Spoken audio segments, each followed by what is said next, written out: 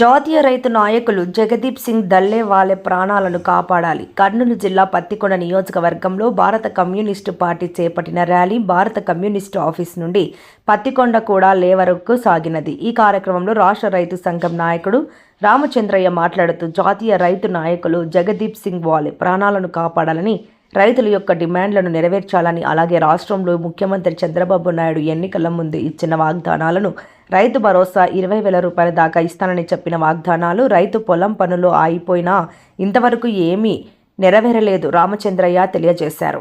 మరి అదే విధంగా రైతు భరోసా చాలా తక్కువ ఇచ్చినాడు. నేను అధికారులకు వస్తే రైతులకి 20,000 రూపాయలు వాళ్ళ అకౌంట్లో వేస్తాం, వాళ్ళకి ఇస్తాము, అన్నదాత సుఖీభావ అనే పేరుతో ఇస్తామన్నాడు. 20,000 రూపాయలు కూడా ఇలా ఇప్పుడంతా కూడా సీజన్ కూడా అయిపోతుంది. మనం రైతు పండించిన పంట గిట్టుబాటు లేదు, ఏం లేదు. అదే విధంగా కేంద్ర నరేంద్ర మోడీ 2022 సంవత్సరానికి రైతుల ఆదాయాన్ని రెట్టింపు చేస్తాడన్నాడు.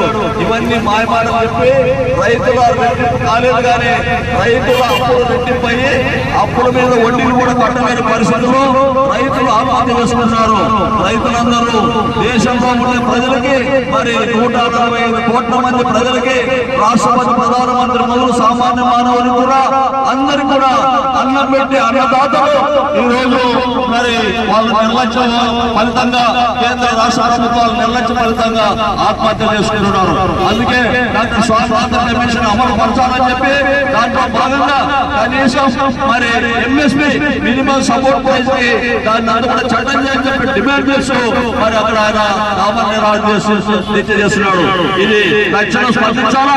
ఈ రోజు మన రాష్ట్ర ముఖ్యమంత్రి చంద్రబాబు నాయుడు, కేంద్రంలో ఉండే నరేంద్ర మోడీ అందరూ కూడా రైతులకి ఏమాత్రం కూడా వాళ్ళు చెప్పిన వాగ్దానాలు నెరవేర్చడం లేదు. మేము ఈ రోజు మరి అందరూ కూడా చూస్తున్నారు. అక్కడ ఆయన ప్రాణాలు గాలిలో కలిసిపోయే పరిస్థితి ఉంది.